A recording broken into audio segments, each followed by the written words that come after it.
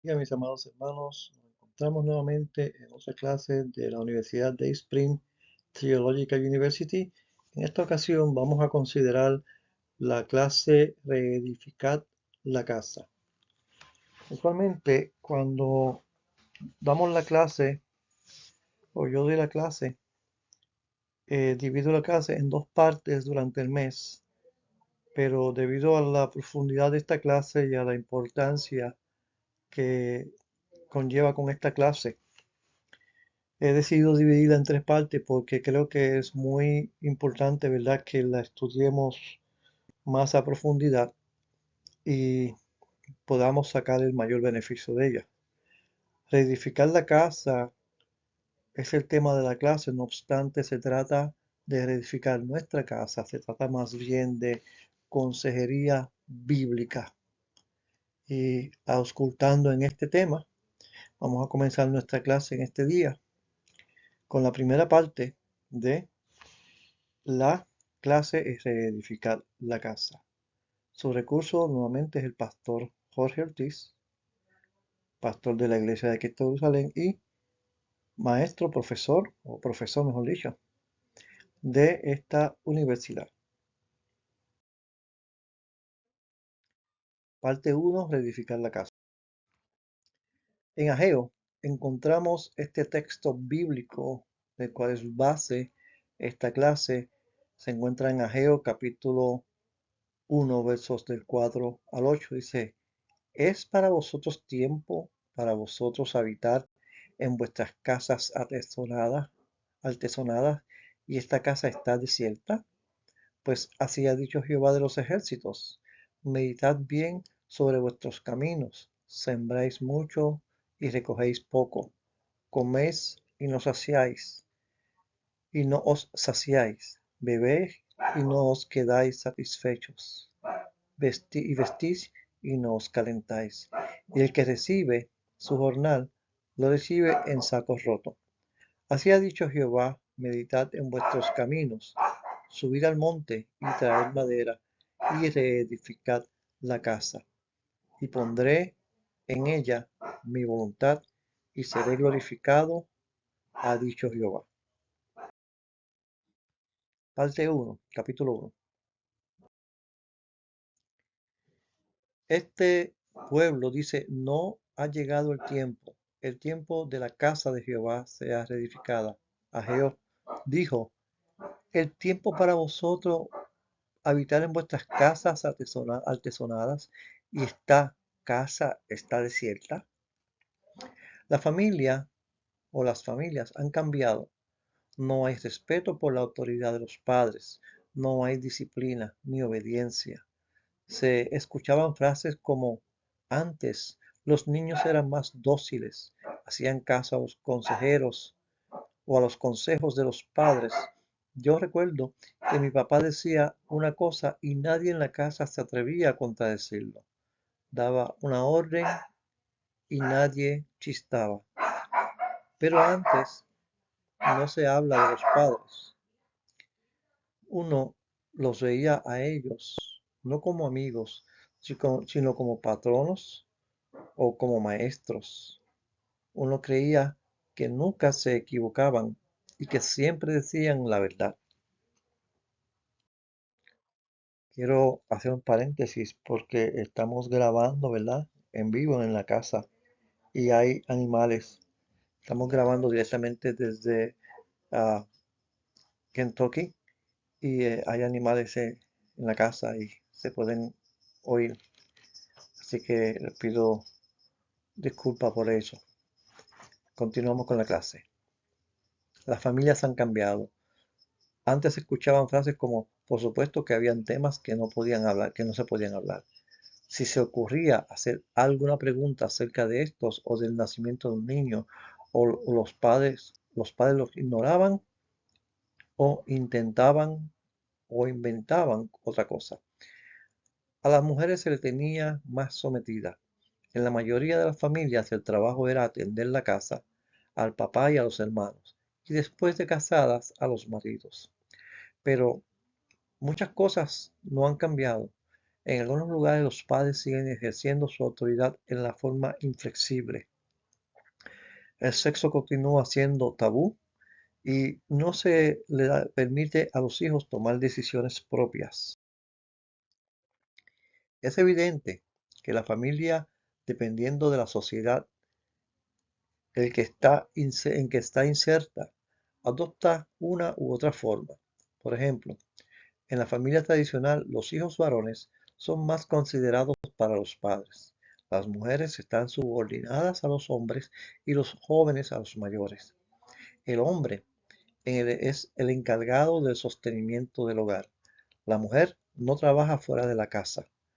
En familias tradicionales, la natalidad es alta, o sea que las familias son numerosas. Pero nuestra sociedad ha cambiado. Ha pasado de ser una sociedad tradicional a ser una sociedad en proceso de industrialización. ¿Qué problemas nuevos se presentan en esta sociedad? Vivimos en una época rápida, acelerada. Debido a esto o a esta agitación, las cosas establecidas, así como las modas y los valores, dejan de tener actualidad. Son reemplazadas por otras que a su vez también pasan. Esta aceleración vertiginosa de la historia está provocando una crisis en las instituciones tradicionales. La familia, el pilar de la sociedad, es una de las instituciones más afectadas por las crisis. La familia no solo recibe la influencia del medio en que vive, sino que a su vez influye en su propia familia. La agitación de la vida cotidiana, no hay tiempo para la vida de hogar ni para la formación de los hijos. Influencias que recibe la familia del medio en que vive. Los principios falsos y solventes que quieren reducir lo que es el matrimonio a una unión caprichosa, temporera y accidentada, divorcios, separación en aumento, etc., estado en que se encuentra nuestra sociedad. No hay una adecuada concepción de la independencia de los cónyuges entre sí. Cada uno realiza sus actividades y toma decisiones sin tomar en cuenta a su compañero. Falta claridad en la relación de autoridad entre padres e hijos. Dificultad en la transición de los valores. Los mismos padres no los entienden. El número cada vez mayor de divorcios, separación y de relaciones de parejas accidentales e inestables con efectos conocidos sobre los hijos, que son maltratos, acoso sexual, falta de respetos y otros. El aborto, la esterilización y la mentalidad anticonstitucional, la falta de medios elementales fundamentales para la supervivencia, tales como trabajo, vivienda, alimentación, educación, etc., decadencia moral en nuestra sociedad. No es nuevo el saber que el hombre y la mujer perdieron el valor de su propia vida y de su cuerpo. Lo vemos en la cantidad de pornografía que desfila en nuestra sociedad, calles, cines, puestos de revistas y aún en nuestras casas. El valor humano se desfiguró tanto que la humanidad ha llegado a invertir mucho dinero para salvar a una criatura en extinción. Las personas que no desean cumplir con las responsabilidades de sus propios actos permiten que se desfigure la imagen del hombre creado por Dios para ser complemento junto a la mujer. En un individuo en la búsqueda de colmar sus necesidades emocionales y sexuales con alguien de su mismo sexo. Lamentablemente podemos ver cómo hemos ido olvidando el verdadero sentido de nuestra existencia. Hemos olvidado el propósito verdadero para el que fuimos creados. Muchos de los que vivimos proviene del reflejo de sociedades más grandes y más fuertes que la nuestra. Aunque en algunos casos somos tradicionalistas, no nos dejan de afectar los cambios y las tendencias extranjeras. Recuento social a lo largo de distintas décadas. Durante la década de los 50 la familia era conservadora. Era también, asistían a las iglesias.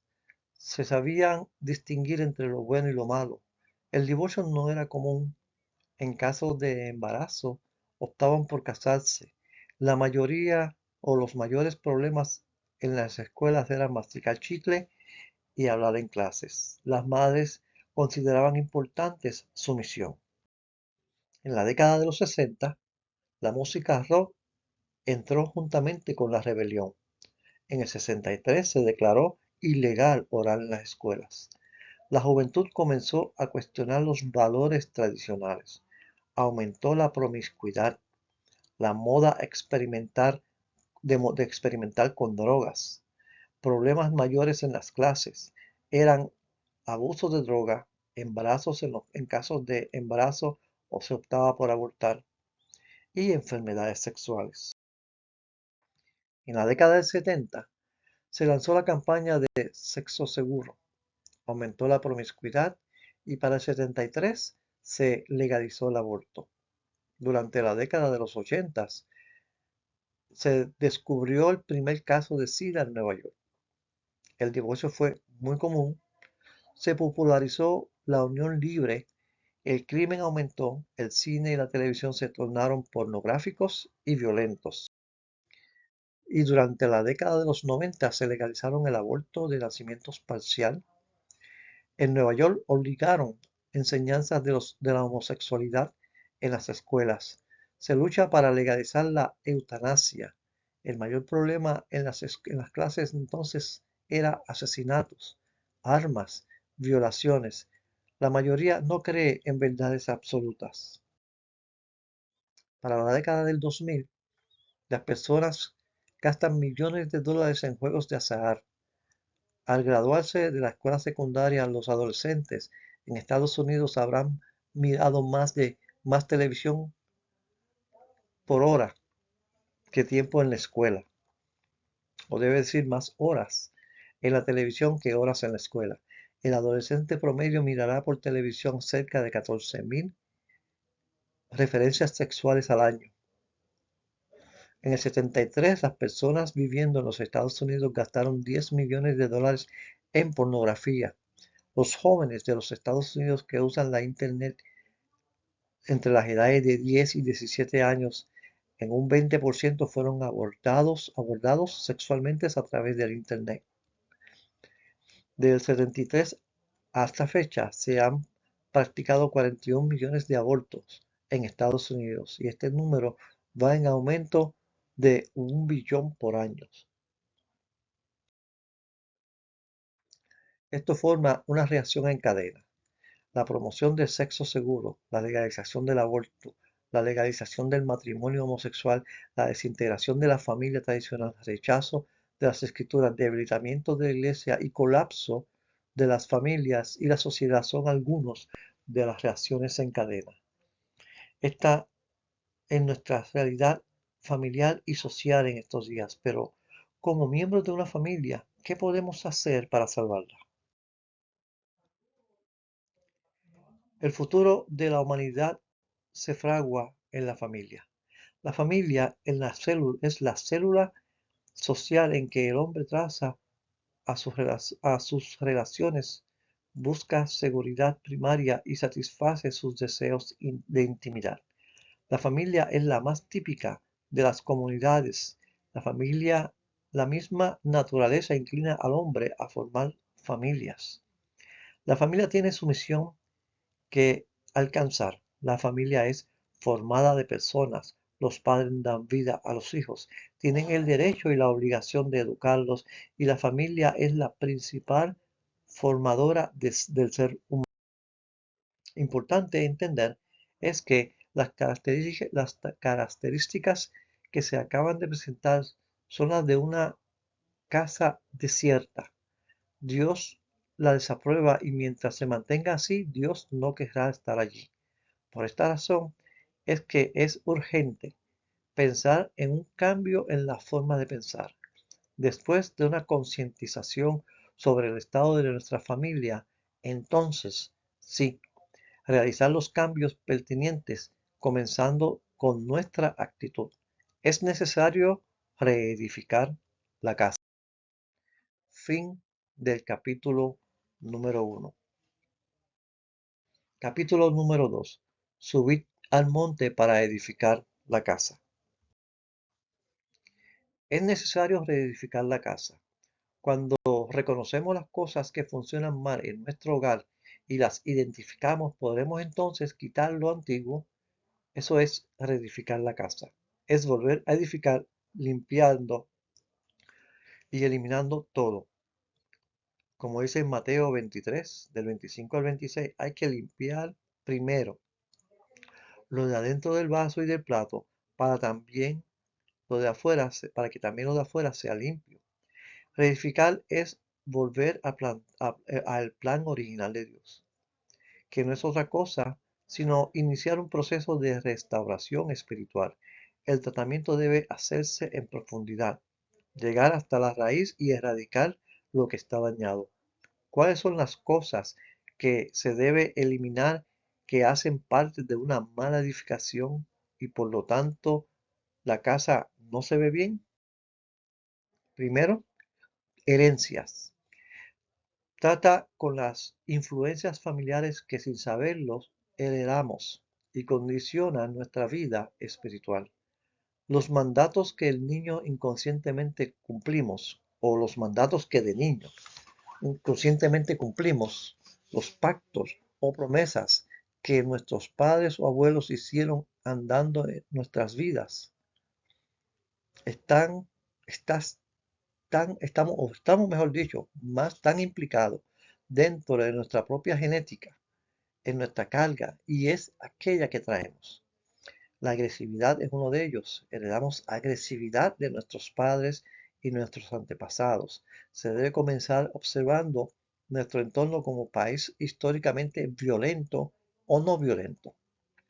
Respondemos, nos defendemos, estamos a la defensiva o somos intolerantes.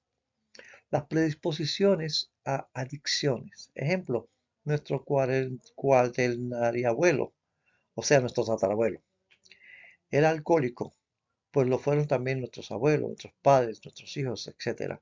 Igual sucede con el cigarrillo y otros elementos. La autoestima baja o inseguridad. Cuando llegan cosas o cuando llegan cosas de otros países, las miramos y deseamos desconociendo lo nuestro. Hemos sido maltratados históricamente, por eso nos sentimos sin derecho ni opciones, nos merecemos, no merecedores de una felicidad, de una felicitación. No nos amamos porque no nos sentimos amados, pues vamos repitiendo patrones errados sobre la manera de transmitir afecto. Pesimismo, forma de ver la vida que se escucha de padres, los heredamos y así la vamos transmitiendo como si fuera algo normal de la vida. Nuestros pensamientos está fijado en el mandato de que no nos va a ir bien. Todo es un desastre. No vale la pena intentarlo. Esto está muy a la mano con la autoestima baja. Hábitos de hablar de más. Se aprende de conversaciones cotidianas. En una mesa de comedor, desde una reunión familiar donde se critica al prójimo, se habla mal del padre o los hijos. Se enseña a cometer homicidios con la lengua cuando se encarece o se murmura. Autoritarismo. No podemos referirnos al machismo donde los niños crecen creyendo que tienen el derecho de maltratar a las mujeres. Sus madres, con con su actitud fortalece sus pensamientos, confundiendo lo planteado en la Biblia cuando se refiere al hombre como cabeza del hogar. Dios estableció así, pero dentro de unos criterios de amor y respeto. Jesús invita al hombre a tratar a la mujer como a un vaso más frágil. Estando estados emocionales como la depresión. ¿Cómo tratar con una sociedad depresiva cuando se nos ha dicho que estemos siempre gozosos? Jesús desea vernos contentos, felices a pesar de la dificultad. Con Él podemos descansar y echar fuera cargas sobre Él. Echar nuestras cargas sobre Él. Escucha toda vuestra ansiedad o echad toda vuestra ansiedad sobre Él, porque Él tiene cuidado de vosotros. En mi segundo libro planteaba tener la mente de Cristo. Ese es un comentario del autor del libro. Eso significa en esto pensar en lo bueno, lo justo, lo amable, lo benigno. Si hay virtud alguna, si algo digno de alabar, en eso pensar. La forma de sanar es un cambio y transformación de nuestra manera de pensar. Transformaos en el de vuestro, transformaos de vuestros entendimientos para que comprobéis cuál sea la buena voluntad de Dios agradable y perfecta. La religión. Hablando de herencias, venimos de una sociedad religiosa. La religión no libera, esclaviza, en vista de que el hombre no se siente libre, sino que es autómata. La religión despierta sentimientos de culpa donde el hombre no conoce a Dios, de misericordia, de su misericordia, sino de un Dios castigador. Heridas. El número 2 viene siendo heridas. Comprende los recuerdos traumáticos de la infancia, hechos del pasado que aún no se han resuelto, las heridas que otros nos han infringido y que todavía nos duelen, que son tales como maltrato de los padres o de otro familiar a cargo, maltrato conyugal, físico o emocional, burlas en el colegio, etc. Si recuerdas aún con tristeza, si llora algún evento anterior, entonces eres esclavo de esa situación. Urgentemente es necesario llevar esa situación a la presencia del Padre. Es decir, sube al monte en toda tu humanidad y sinceridad entregándole cada una de estas situaciones al Señor Jesús. No cargue más tu pasado. El pasado es como un muerto que traes en tu presente y como muerto no huele bien. El pasado debe enterrarse. No podemos devolver el tiempo, ya que lo que pasó, pasó. Pero sí podemos ajustar nuestro presente. Si hay algo que tú no debes dejarte quitar es tu paz. No dejes que ni la herencia ni las heridas te quiten tu paz.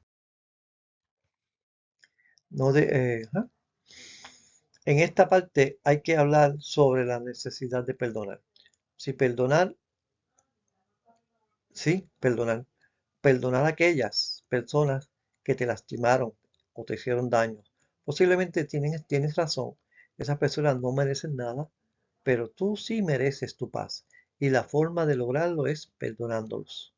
Una frase de Guillermo Retiva dice, perdona porque tú has sido perdonado. Debes pensarlo de la siguiente manera.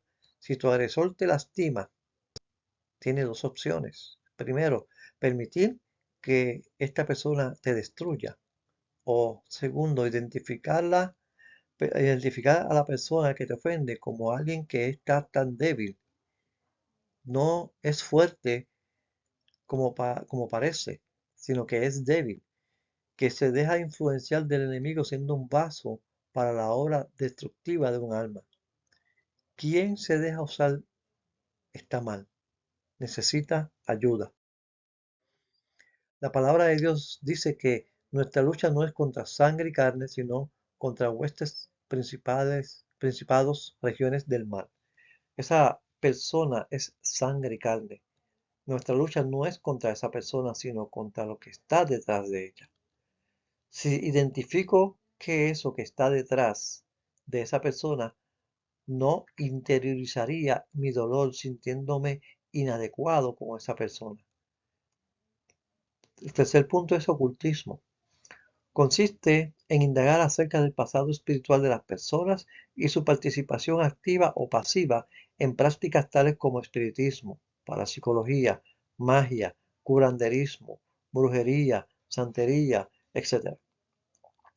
Muy seguramente en algún momento de nuestras vidas, por curiosidad, picardía o necesidad, practicamos alguna de estas actividades, como la lectura de la carta, la lectura del horóscopos, jugamos cuija, compramos para nuestros hijos figuras deformadas, etc.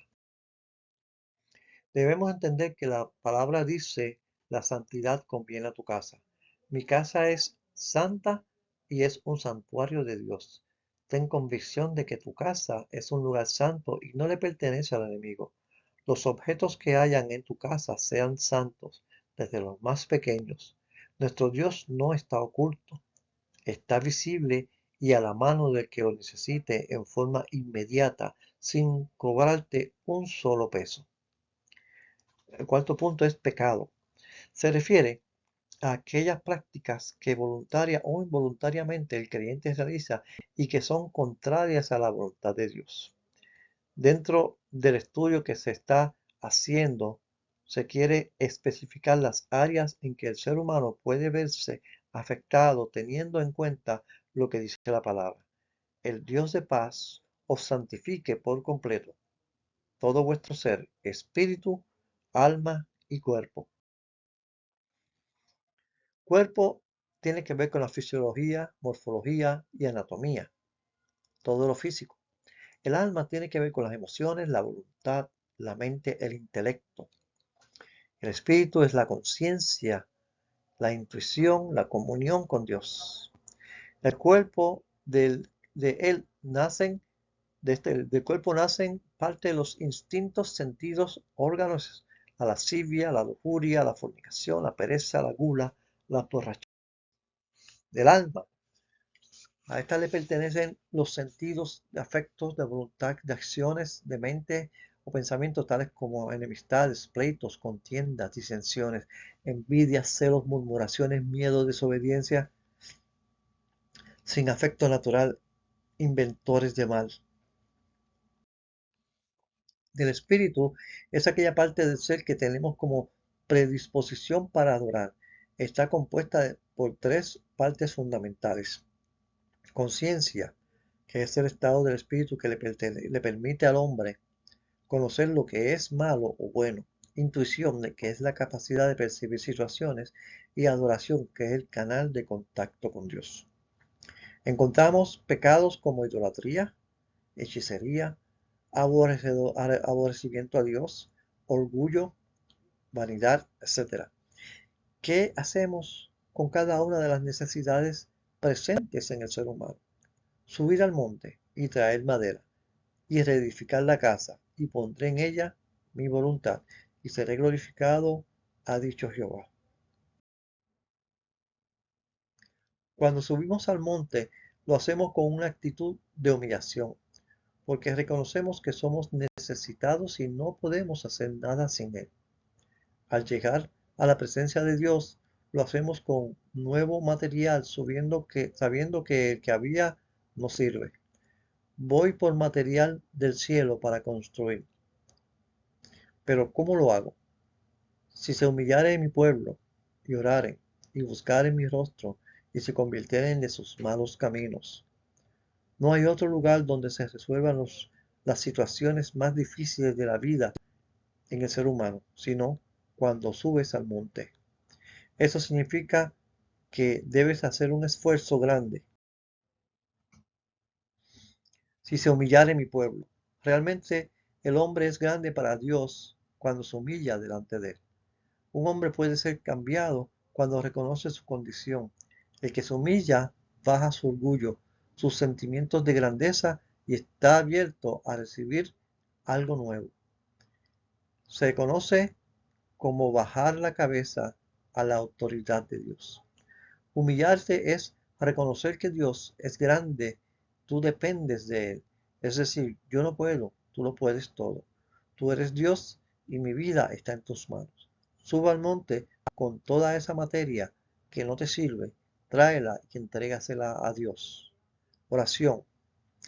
Habla con Dios, o oren, mejor dicho, habla con Dios, charla con Él sinceramente, no le resumas. Abre tu corazón, cuéntaselo como lo sientes. Él lo sabe, pero Él quiere escucharte todo desde tu corazón. Buscaré mi rostro. Quédate allí en su presencia. No te apresures a irte. Eso es buscar su rostro. ¿Qué puedes encontrar buscando su rostro? Sus secretos, su propósito, palabras directas de tú a tú.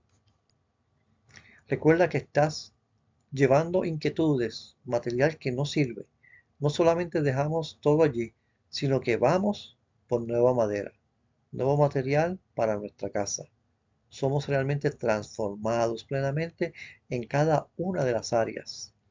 Recordemos que la madera tipifica la humanidad y cuando decimos traed madera para vuestra edificar vuestra casa, cuando estamos buscando su rostro, Dios cambia nuestra humanidad.